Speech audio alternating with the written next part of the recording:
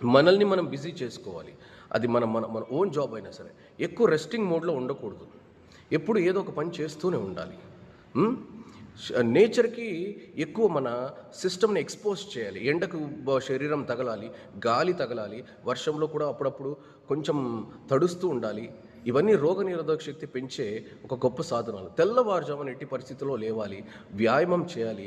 ఖచ్చితంగా మీరు మీ రోగ నిరోధక శక్తిని అంటే మీ ఇమ్యూనిటీని కాపాడుకునే హ్యాబిట్స్ని అలవాటు చేసుకున్నారనుకోండి. మంచి ప్రోటీనిషియస్ ఫుడ్, మార్నింగ్ లేవటం, ఒక స్ట్రిక్ట్ టైం టేబుల్, ఎప్పుడు వర్క్ చేస్తూ ఉండటం, ఎప్పుడు పని చేస్తూ ఉండటం, ఖాళీగా ఉండకుండా ఉండటం, ఏదో ఒక వర్క్ చేస్తూ ఉండటం, అలాగే ఎప్పటికప్పుడు వ్యాయామం చేస్తూ ఉండటం, మానసికంగా ప్రాణాయామం చేస్తూ ఉండటం, ఇలా ఎప్పటికప్పుడు మీరు మీ శరీరాన్ని ఇలాగా టఫ్గా పెట్టుకొని ఒక పచ్చి మామిడిపాయల పండులాగా ఉన్నారనుకోండి. 60-70 ఏళ్ళైనా మీకు ఏ రోగం 80% ఆఫ్ డిసీజెస్ మీ ఒంట్లో చేరవు.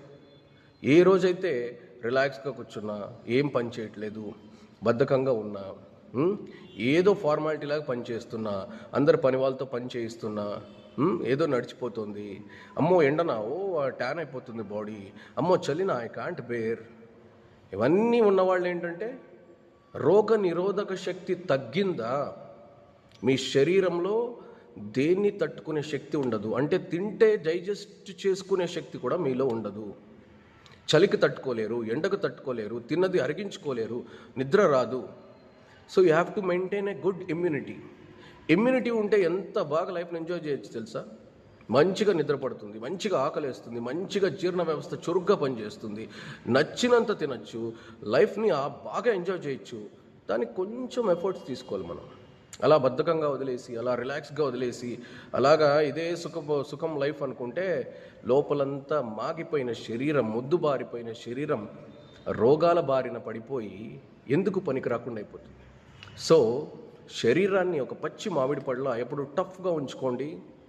ఆరోగ్యంగా జీవితాన్ని గొప్పగా ఆస్వాదించండి. Have a good day and good time. మళ్ళీ వన్ మోర్ హెల్తీ కాన్సెప్ట్తో మళ్ళీ కలుద్దాం. Till then take care and bye.